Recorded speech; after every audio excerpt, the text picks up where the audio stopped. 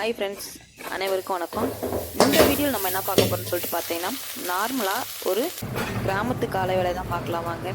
ஏன்னா நார்மலாக பசங்க 8 மணிக்கு ஸ்கூலுக்கு போகிறதுனா ஒன்றும் பிரச்சனை இல்லை. ஆனால் எங்கள் பாப்பா 7 மணிக்கெலாம் கிளம்பணும். அதனால் நான் எழுந்த உடனே ஃபஸ்ட்டு எப்படிலாம் வேலை செஞ்சுட்டு மாட்டு வேலையை மேனேஜ் பண்ணுறான் அப்படின்றது தான் பார்க்கலாம் வாங்க. வீடியோக்குள்ளே போகிறதுக்கு முன்னாடி நீங்கள் இப்போ தான் நம்ம சேனலை ஃபஸ்ட் டைம் பார்க்குறீங்கன்னா மறக்காமல் நம்ம சேனலை சப்ஸ்கிரைப் பண்ணிக்கோங்க.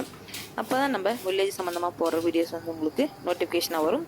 அதே மாதிரி வீடியோவை ஸ்கிப் பண்ணாமல் பாருங்கள், சரிங்களா? வாங்க இப்போ பார்க்கலாம். ஃபஸ்ட்டு ரெகுலராக நான் எழுந்த உடனே குக்கிங் வேலை தான் சூஸ் பண்ணுவேன். ரெகுலராக 5:30க்கு எழுந்து ரெஃப்ரெஷ் ஆகிட்டு அடுப்பு பற்ற வைக்கிறதுக்கு ஒரு 1/2 hour ஆகிடும். அப்புறம் அந்த மாதிரி செய்யும்போது ஃபஸ்ட்டு சாதம் அல்லது இட்லி தோசை ஏதாவது ஒன்று செஞ்சிடலாம் மார்னிங் பிரேக்ஃபாஸ்ட்டுக்கு. ஆனால் அதில் பெரும் குழப்பம் வந்து இந்த சாம்பார் வைக்கிற பிரச்சனை தான். காலைல இட்லி தோசைக்கு மட்டும் வைக்கிற மாதிரி இருந்தால் அது ஏதாவது ஒரு பிரச்சனையாகும். மதியத்துக்கு சாப்பாட்டுக்கு சாப்பிட முடியாது. அந்த மாதிரி இருக்கும் பட்சத்தில் ரெண்டுத்துக்குமே மேனேஜ் பண்ணுற மாதிரி ஏதாவது வைக்கலாம்னு சொல்லிட்டு யோசனை பண்ணுறதுக்குள்ளே நம்மளுக்கு பெரும்பாடாகும்.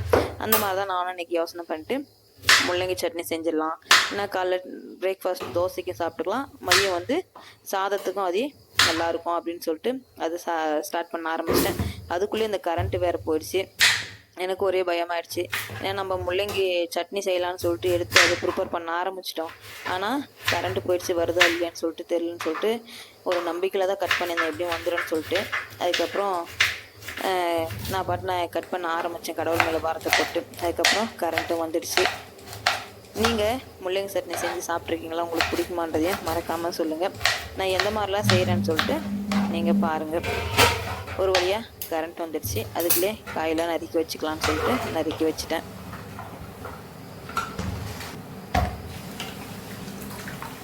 அதுக்குள்ளே ஒரு பக்கம் சாப்பாட்டுக்கு ஒலை போட்டிருந்தேன். சாப்பாட்டுக்கும் ஒலையும் கொதிக்க ஆரம்பிச்சிடுச்சு. டக்குன்னு நம்ம அரிசி போட்டால் சாதம் ஆகிடும்ல, சாதம் ஆனவே நம்மளுக்கு பாதி வேலை முடிஞ்ச மாதிரி. அதுக்கப்புறம் சரி சாம்பாருக்கு ரெடி பண்ணிக்கலாம் அப்படின்னு சொல்லிட்டு அதுக்கப்புறம் சாதத்துக்கு அரிசி போட்டு சரி நம்ம கட் பண்ணி வச்சுக்கிற முள்ளங்கி மட்டும் எண்ணெய் ஊற்றி நம்ம கொஞ்சமாக வதக்கி விட்டுலாம் அப்படின்னு சொல்லிட்டு அடுப்பு பற்ற வச்சு வானல் வச்சு கொஞ்சமாக எண்ணெய் ஊற்றி அதுக்கப்புறம் கட் பண்ண முள்ளங்கியை போட்டேன். அது வணங்கிறதுக்குள்ளே இன்னும் ஒன்று இருக்கிறதா கட் பண்ணிக்கலாம்னு சொல்லிட்டு இப்படி தான் நான் ஒவ்வொரு நாளாக வேலை செய்வேன். நான் எப்படி செய்கிறேன்னு சொல்லிட்டு நீங்கள் பாருங்கள்.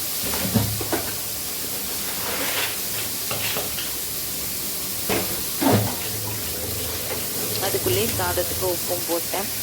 சாதத்துக்கு உப்பு போட்டு இந்த பக்கம் நம்ம போட்ட முள்ளங்கி வந்து லைட்டாக கிளறி விடணும் வச்சுக்கோங்க, அது அடி பிடிச்சிரும். அது மீடியமான அனல் வச்சு தான் கிளறி விடும், சரிங்களா? ஏன்னா சாதத்துக்கு நம்ம உப்பு போட்டு அது கொதிக்க ஆரம்பிச்சிட்டாவே பொங்கு வர ஆரம்பிச்சிடும். அதையும் நம்ம மெயினாக பார்க்கணும். அந்த டைமில் தான் நம்மளுக்கு நம்ம எந்த ஒரு வேகத்தில் ஓடுறோன்றதே நமக்கு தெரியாது, சரிங்களா?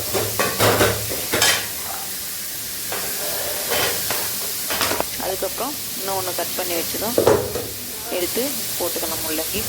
எனக்கு வந்து அப்பப்போ செய்கிற வேலையே கொஞ்சம் அப்பப்போ அந்தந்த பொருளை க்ளீன் பண்ணி வைக்கிறது மோஸ்ட்லி பிடிக்கும். நான் அப்பப்பயே ஒவ்வொரு யூஸ் பண்ணுற பொருளும் க்ளீன் பண்ணி வச்சுடுவேன். அதுக்கப்புறம் முள்ளங்கி நல்லா வணங்கிடுச்சு. நம்ம தனியாக தட்டுக்கு மாற்றி வச்சுக்க வேண்டியதுதான். மாற்றி வச்சுட்டு அதுக்கப்புறம் அதுக்கு தேவையான மசாலா வணக்கலாம். அதுக்குள்ளேயே அதை மாற்றின உடனே சாதம் அந்த பக்கம் ஒரு பக்கம் வெந்துடுச்சு.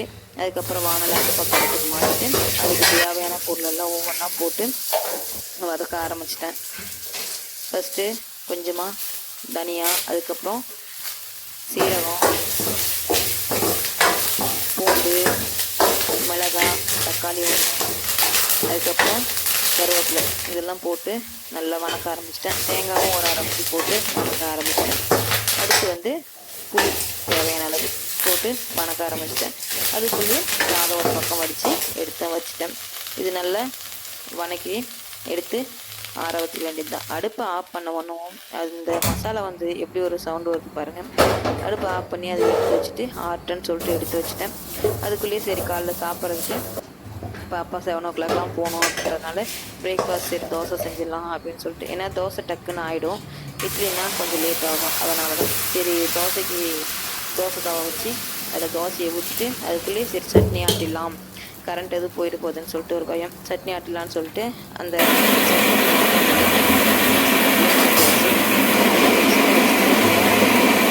வெந்தாச்சு. சட்னி அந்த பக்கம் ஆட்டி முடிக்கிறதுக்குள்ளே அவளுக்கு காலைல சாப்பாடு செஞ்சுட்டேன். ஃபஸ்ட்டு அந்த மசாலாவை நல்லா அரைச்சிட்டு கடைசியில் தான் ஃபஸ்ட்டே போட்டால் அது அந்தளவுக்கு நல்லா இருக்காது. ஓரளவுக்கு அவளுக்கு 3 தோசை சுட்டு முடிக்கிறதுலே சட்னி வந்து பர்ஃபெக்டாக ஆகிட்டேன். அடுத்து வந்து கொஞ்சமாக கடுகு எண்ணெய் ஊற்றி தாளிச்சிட்டு வந்து அவளுக்கு பாக்ஸ் பேக் பண்ண ஆரம்பிச்சிட்டேன். அதுக்குள்ளே எங்கள் பாப்பாவும் குளிச்சுட்டு வந்து அவள் ரெடியாக ஆரம்பிச்சிட்டான். நீ வந்து அவங்களுக்கு பாக்ஸ் சாப்பாடு போட்டு எல்லாம் பேக் பண்ணி எடுத்து வச்சிட வேண்டியது. அந்த டைமில் தான் நம்ம வந்து எந்த அளவுக்கு வேகமாக ஓடுறோம் அப்படின்றது நம்ம வந்து நம்மளாலே ஒரு கணிக்க முடியாது. ஏன்னா நம்மளாம் இந்த அளவுக்கு வேகமாக வேலை செய்கிறோம் அப்படின்ற மாதிரி இருக்கும். அதுக்கப்புறம் அவள் ரெடியானோடனே நானும் பாக்ஸ்லாம் பேக் பண்ணி அவளுக்கு முடிச்சுட்டு தலை ஜடவாக போட ஆரம்பிச்சிட்டேன். ஏன்னா நாங்கள் இந்த மாதிரிலாம் அவள் 9th படிக்கிறா. நான்லாம் 9th படிக்கும்போது நானே ஜடெல்லாம் போட்டுக்குவேன். ஆனால் இப்போ இருக்கிற பிள்ளைங்க நம்மளை வந்து எதிர்பார்த்துட்ருக்காங்க. அதுக்கப்புறம் பேக்லாம் பேக் பண்ணோடனே அவளும் எடுத்துகிட்டு கிளம்ப ஆரம்பிச்சிட்டான். மணி பார்த்தீங்கன்னா 7 ஆச்சு. அவள் வந்து ஒரு 1/2 கிலோமீட்டர் போகணும். போயிட்டு சைக்கிள் விட்டுட்டு தான் பஸ். அதனால சைக்கிள் எடுத்துன்னு அவள் போய் கிளம்பிட்டான். நானும் உள்ள இந்த வேலை செய்யறதுக்குள்ளே தீனி போட ஆரம்பிச்சிட்டான். குளுத்தி காமிக்க 4 மாடு இருக்கு மொத்தம். அதில் 2 மாடுக்கு குளுத்தி போட்டு கண்ணுக்குட்டி காமிக்க ஆரம்பிச்சிட்டான். கண்ணுக்குட்டியோட அழிஞ்சு நான் அதெல்லாம் முடிச்சுட்டு வந்து பால் கறக்க ஸ்டார்ட் பண்ணிட்டேன். நான் பால் கறக்க முடிக்கிறதுக்குள்ளே அவன் இருக்கிறது எல்லாமே குளுத்தி காமிச்சிடுவான். உங்கள் வீட்லேயும் பசங்க இந்த மாதிரி ஸ்கூலுக்கு போகிறதுக்குள்ளே அவங்களால முடிஞ்ச ஹெல்ப்பை நமக்கு உங்களுக்கு செஞ்சுட்டு போவாங்களான்னு சொல்லிட்டு மறக்காமல் ஷேர் பண்ணுங்கள். என் பையன் ரெகுலராக இந்த மாதிரி செய்வான். என் பொண்ணும் 8 மணிக்கு பஸ்ஸுக்கு போகும்போது இந்த மாதிரிலாம் செஞ்சுட்டு இருந்தா. இப்போ 7 மணிக்கே போகிறதுனால அவளால் செய்ய முடியல. நானும் மாடு பால் கறந்து ஊற்றிட்டு வந்து தான் எங்கள் பையனை ரெடி பண்ணுவேன். அவன் வந்து 8 மணிக்கு வேனுக்கு போவான். பால் நல்லா இருந்துச்சுடே. வாய் திறந்து சொல்ல மாட்டேன். 3 தோசை சாப்பிடணும். சரியா? பாக்ஸுக்கு பேக் பண்ணிட்டுமா?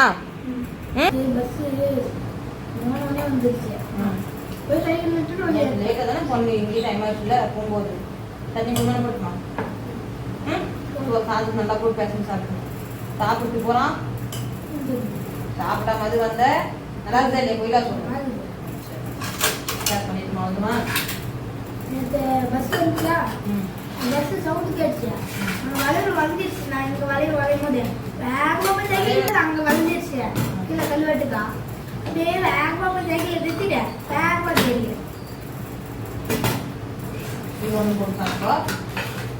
சரியா? சட்னி நல்லா வச்சு சாப்பிடு.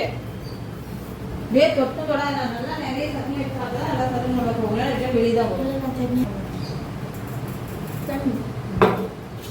சாப்பாடு உள்ள போகிறது தண்ணி தான் உள்ள போகுது. அதிகமாக 2 தோசை போகும். அது ஒன்றும் சாப்பிடணும்.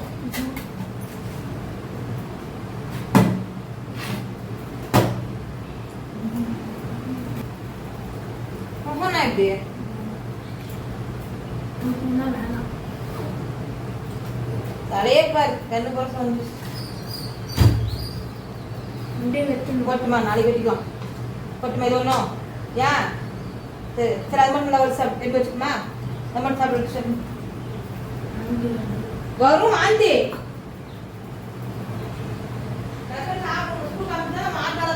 மாடு வேலை எந்த வேலையும் அவங்க தட்டு வேற ஆகுங்களோ இன்னைக்கு.